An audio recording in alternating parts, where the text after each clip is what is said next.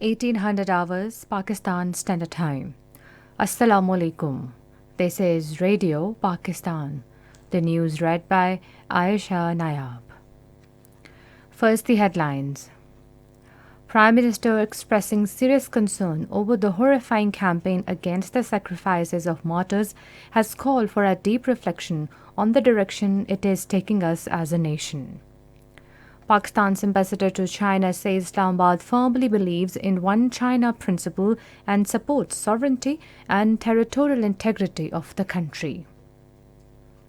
Pakistan has categorically rejected the Indian criticism of the Organization of Islamic Cooperation's statement against New Delhi's illegal and unilateral actions of August 5, 2019, terming it fallacious and deplorable.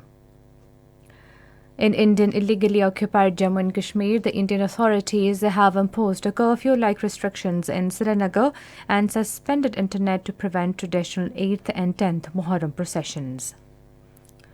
The Arab League, Saudi Arabia and Russia have condemned Israeli operation in Gaza, killing 31 people. The United Arab Emirates, China, France, Norway and Ireland have urged the United Nations to play its role in preserving civilian lives in the Gaza Strip in its meeting scheduled for tomorrow. And in Commonwealth Games at Birmingham, Australia continues to top the medals table with 61 golds, followed by England and Canada with 51 and 23 gold medals respectively. And now the news in detail. Prime Minister Shehbaz Sharif has expressed a deep concern over the social media campaign that is belittling and ridiculing the sacrifices of our martyrs. In a tweet today, he said this is the result of self-righteous political narratives which have poisoned the minds of youth and weaponized hate speech. Terming the campaign horrifying, the Prime Minister called for a deep reflection on the direction all this is taking us as a nation. Balochistan government spokesperson Farah Azim Shah says the people of Balochistan and the whole country stand in solidarity with the armed forces of the country. Addressing a news conference in Islamabad today, she said, "We are ready to render every kind of sacrifice alongside our armed forces for the defense of our motherland." Strongly condemning the sinister social media campaign against the state institutions, the spokesperson said, "No patriotic Pakistani can speak against the national institutions which guarantee the security and solidarity of the state." Minister for Information and Broadcasting Maryam Aurangzeb says Pakistan Tehreek-e-Insaf has been declared a foreign-aided party under Political Parties Order 2002. Responding to Chaudhry Fawad Hussein's statement today, she said, according to the decision of Election Commission of Pakistan, Imran Khan submitted a false affidavit with the Commission for 5 years. Maryam Aurangzeb said judgment of ECP will be implemented as per law. She said PTI failed to provide details of its accounts in ECP. 330 megawatt power project in Thur has been successfully connected to national grid. The CPEC project, completed by Chinese company, will provide stable and affordable clean energy and help socio-economic development for the Pakistan. Pakistan's ambassador to China, Moinul Haq, has said Islamabad firmly believes in one China principle and supports sovereignty and territorial integrity of China. In an interview with Global Times, he said Pakistan will continue to extend full support to its iron brother China on issues concerning its core national interest. The ambassador emphasized the importance of upholding the principles of the United Nations Charter, international law and bilateral agreements. He said interstate relations should be based on mutual respect and non-interference in internal affairs. This is Radio Pakistan. Pakistan has categorically rejected the ludicrous comments and fallacious claims made by the Indian Ministry of External Affairs spokesperson criticizing the Organization of Islamic Cooperation for its statement regarding India's illegal and unilateral actions of August 5, 2019.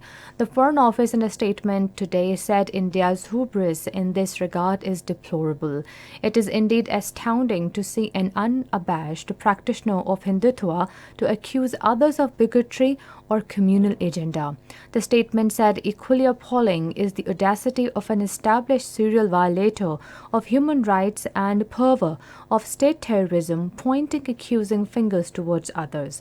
The Foreign Office said OIC is the largest multilateral forum of Islamic countries, representing over 1.7 billion Muslims, and has always been vocal in support of the legitimate rights of the Kashmiri people. It said Jammu and Kashmir was never a part of India and never will be. It is an internationally recognized disputed territory between Pakistan and India that has been under forcible and illegal Indian occupation since 1947.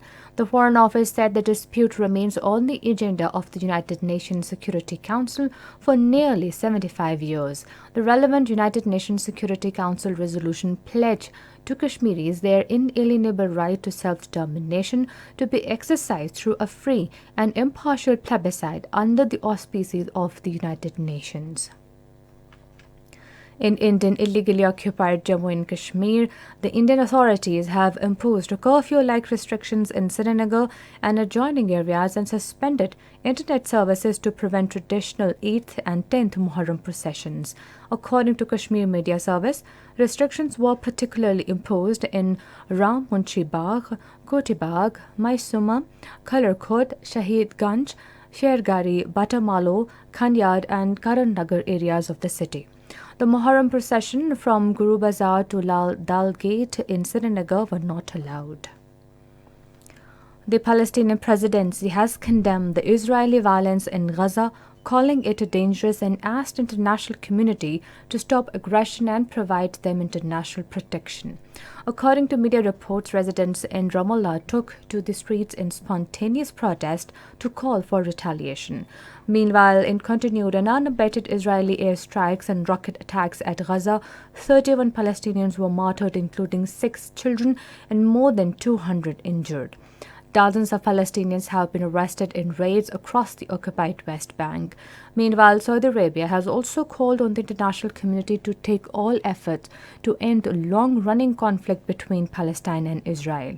Saudi Ministry of Foreign Affairs in a statement condemned and denounced the Israeli attack carried out in the Gaza Strip. It said the kingdom stands by the Palestinian people and urged that civilians must be protected from the violence. The United Nations Security Council will hold a meeting tomorrow to discuss Israeli brutal aggression on the Gaza Strip. The permanent observer of the Palestine to the United Nations, Riyad Mansour, in a statement said the Palestinian Authority had submitted a request to hold a session to discuss the aggression against the Palestinians. Meanwhile, the United Arab Emirates, China, France, Norway and Ireland have also urged the United Nations to play its role in the meeting to be held tomorrow to preserve civilian lives in the Gaza Strip. According to the UAE Foreign Ministry, these countries have submitted a request to hold a closed-door United Nations Security Council meeting to discuss the escalation in the Gaza Strip and find ways of achieving peace in the Middle East. Earlier, Secretary General of the Arab League, Ahmed Abul Kait, strongly condemned Israel's operation launched in Gaza. The United Nations says nuclear weapons will continue to pose a risk to humanity unless countries fully adhere to the treaty that prohibits their testing. At a news briefing in New York, Executive Secretary of the Comprehensive Nuclear Test Ban Treaty, Robert Floyd, said the treaty has yet to enter into force because it requires ratification by a handful of key countries that have nuclear capabilities. He said once in force, the Comprehensive Nuclear Test Ban Treaty will serve as an essential element of a nuclear weapons-free world. In Commonwealth Games at Birmingham, Australia is leading the medal table. Australia has so far bagged 61 gold medals, followed by England, which is at second place with 51 gold, and Canada is at third place with 23 gold medals. Pakistan's tally of medals in the Commonwealth Games amounted to 7, including 1 gold, 3 silver and 3 bronze medals. And finally, the weather. Hot and humid weather is expected in most parts of the country during the next 12 hours. However, rain, wind, thunder showers expected in Kashmir, Upper Punjab, Upper Khyber Pakhtunkhwa and Gilgit-Baltistan. Rain, wind, thunder showers expected at a few places in Lower Sindh and North Balochistan during the period. And that is the end of the news. For more news and analysis, log on to our website radio.gov.pk and also watch live video streaming of our bulletin on the link facebook.com/Radio Pakistan News Official.